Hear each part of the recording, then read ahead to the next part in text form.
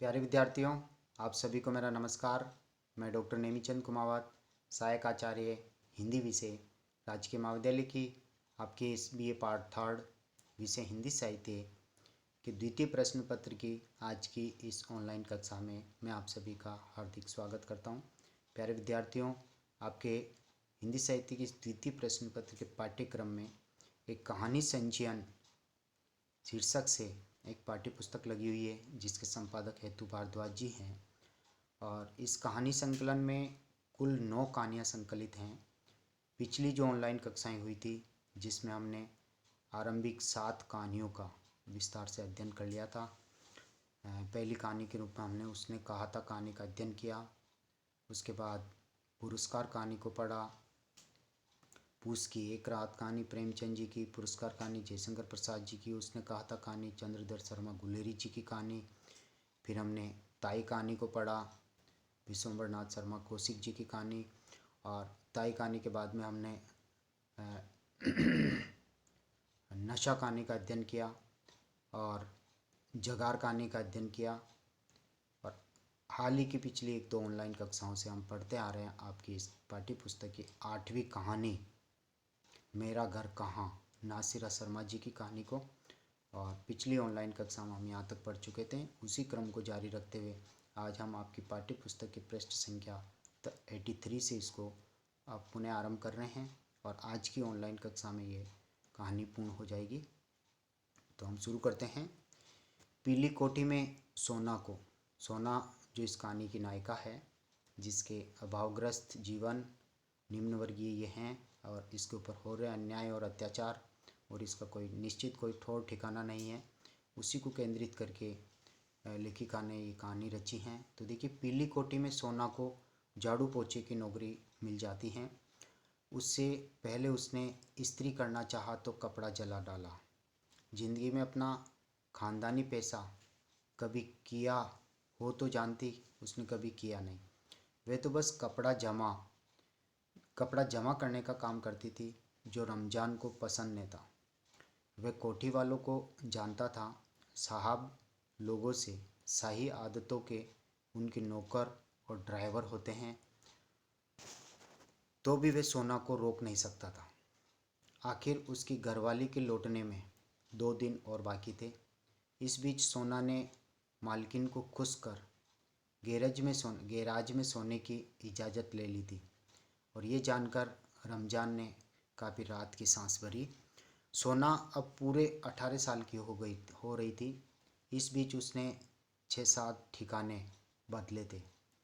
जहाँ जमने लगती वहीं से उखाड़ दी जाती। इस कोठी में भी हजारों काम मुफ्त करती कि रात को बंद जगह सोने को मिल जाए, इसलिए वे काम करती थी। झाड़ू पोछा कर जब गरम प्याला चाय पीती तो भूखी अंतड़ियाँ ऐंठने लगती थी, यानी भूख लगती थी, इसको खाना कहाँ मिले। बंधा बंधाया खाने का हिसाब तो था नहीं। कभी कोठी से मिल गया तो कभी रमजान ने अपनी रोटी उसे थमा दी। इस तरह से वो अपना गुजारा करती थी। मगर उधर जब उसके हाथ में 200 के नोट आए तो उसने दोपहर को पिछवाड़े वाले ढाबे पर 2 रोटी और साथ में मिली दाल खानी शुरू कर दी थी।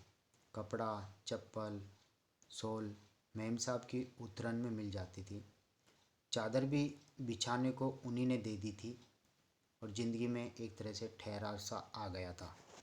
वो आराम से अपनी ज़िंदगी जी रही थी।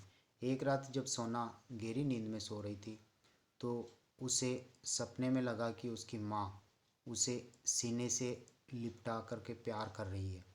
फिर उसे लगा कि 2 मजबूत बाहें उसे अपने कसाव में पकड़ रही है। इतने दिनों बाद पति का स्पर्श उसे सोते में भी सुख दे रहा था। तभी ठंड की झुरझुरी से वह जाग उठी और अंधेरे में उस पर कोई झुका था और उसकी गर्म सांसें उसके चेहरे को छू रही थी। खुशबू का एक झोंका बहा। सपनों और नींद ने सब कुछ धुंधला सा दिया, मगर यह खुशबू, ननकू के पास से तो पसीने की गंध आती थी। खुशबू कहाँ से आ रही है? कौन कौन? सहमी सी सोना जाग करके बोली। चुप, किसी को पता नहीं चलेगा। उठ चल मेरे कमरे में, वहाँ नरम बिस्तर है, आराम से लेटना। चल उठ सोना चल। छोटे साहब, चौंक पड़ी सोना। छोटे साहब आप?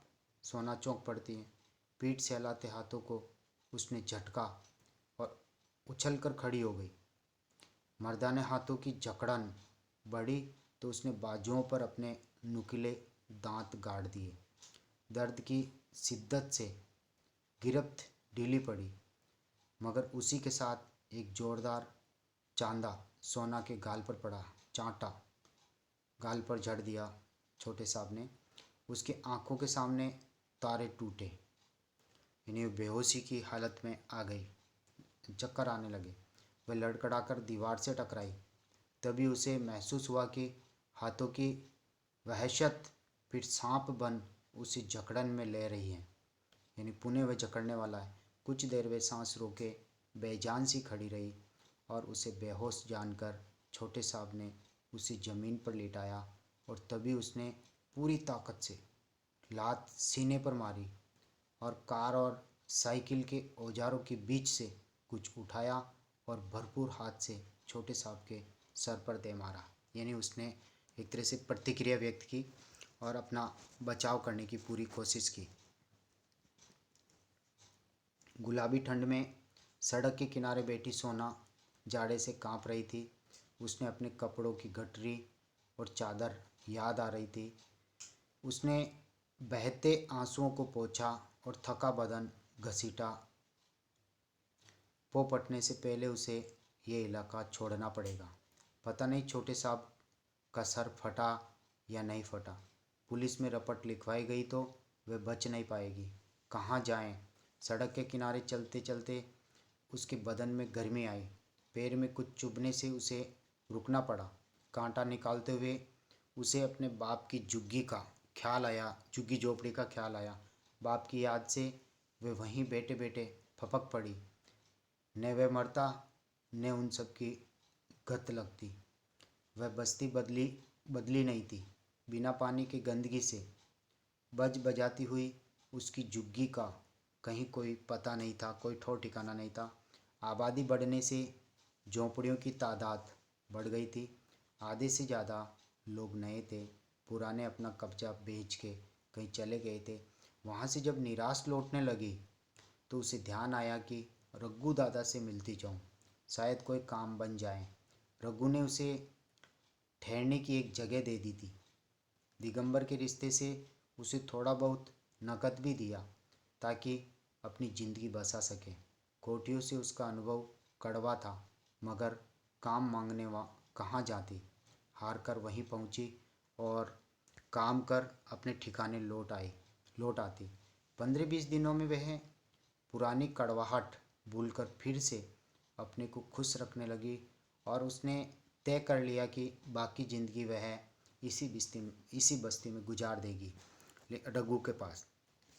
सोना की दूसरी शादी की बात रमजान ने 1-2 लोगों से चलाई भी थी, जिन्होंने सोना को रमजान के घर देख पसंद किया था। मगर जैसे ही उन्हें पता चला कि वह छोड़ी हुई औरत है और उसका नज़रिया ही सोना की तरफ से बदल गया है। बिना तलाक वाली औरत को कौन अपने घर में रख के मुसीबत मोल लेगा। चाचा, तुम कहाँ इन सब के चक्कर में पड़ रहे हो? मुझे नौकरी दिलवा दो, अभी ठिकाना मिल जाए तो दिमाग सही बात सोचेगा। सोना रमजान की परेशानी देख खींच उठती। धोबियों में लाली की बात किसी से छुपी नहीं थी। कहने वालों ने तो यहाँ तक भी कह दिया कि माँ को देखना हो तो बेटी को देखो। यानी धोबियों में लाली की जो बात थी वो किसी से छुपी हुई नहीं थी। और कहने वालों ने तो यहाँ तक कह दिया था कि माँ को यदि देखना हो तो उसकी बेटी को देख लो, और जो बेटी को देखना हो तो माँ को देख लो। यानी दोनों एक दूसरे के प्रतिरूप है और दोनों की स्थिति एक जैसी हुई है। सोना आखिर उसी लाली धोबिन की बेटी है ना, जो दिगंबर के साथ बैठ गई। तो फिर सोना कैसे अपना घर बसाए रखती? यानी लाली धोबिन भी अपना घर नहीं बसा सकती तो सोना कैसे बसा सकती? उसे भी तो कोई न कोई पैसे वाला मर्द चाहिए होगा, तभी सोहर के घर से भागकर चाचा के घर पड़ी है। तो इस तरह की फब्तियाँ उसके ऊपर कसी गई और इन सारी बातों से रमज़ान का दिमाग बनाने लगता। उसने दोस्त राजा की याद उसे आती तो दोनों एक साथ गांव से निकले थे। इस बड़े शहर की भीड़ में दोनों अलग हुए तो फिर मौत के दिन ही वह राजा का चेहरा देखा था। यानी सोना के पिता राजा थे, राजा उनका नाम था। जब जब जो सोना की उसी बस्ती में जमने की खबर रमज़ान को मिली तो उसे वह बड़ा खुश हुआ। वह दोपहर भी बड़ी मनहूस थी जब बुलडोज़र यानी जेसीबी ने उसकी झुग्गी झोपड़ी के साथ संग सारी बस्ती को उजाड़ दिया। वह ज़मीन किसी ठेकेदार ने खरीद ली थी और वहाँ पर वह एक सिनेमा हॉल बनाना चाहता था और रघु दादा की भी कुछ नहीं चली थी और लूटा पिटा गरीबों का काफिला अपने ही घर के मलबे पर रात गुजारने पर मजबूर हुआ। सोना का दिल उस रात से चार दीवारी की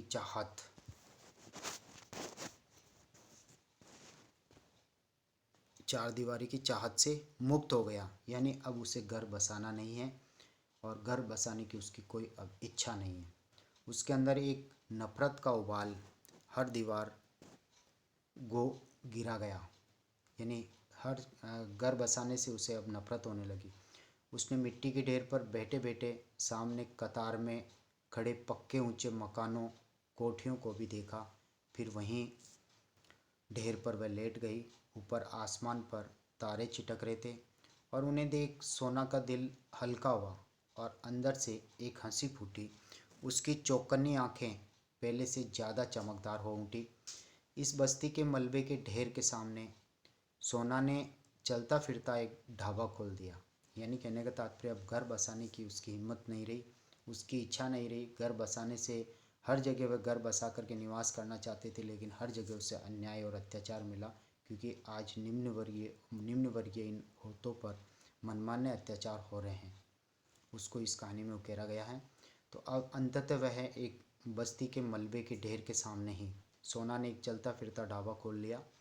सुबह से चाय भट्टी पर चढ़ जाती और दोपहर को आलू गोभी की सब्जी के साथ रोटी बनने लगती।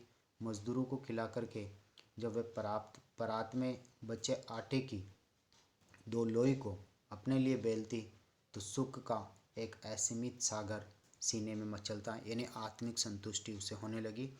उसका पस्त चेहरा देखकर अक्सर मजदूर उसके संग ब्याह रचाने की बात कहते तो वह खिलखिला करके हंस पड़ती। फिर गंभीर हो पूछती, एक रोटी और ले ले ताकि फिजूल बातों की जगह न तेरे पेट में बचे न दिमाग में। मजदूर खिसिया कर उठ जाता और सोना जमीन पर थूक देती जैसे कह रही हो कि इस दुनिया के हर कोने पर मर्द खड़ा मिलेगा, कभी प्रेमी के रूप में तो कभी बलात्कारी के रूप में, मगर जो पति ढूंढने निकलो तो एक भी कायदे का आदमी नजर नहीं आएगा जिसके साथ उम्र एक छत के नीचे गुजार दी जाए।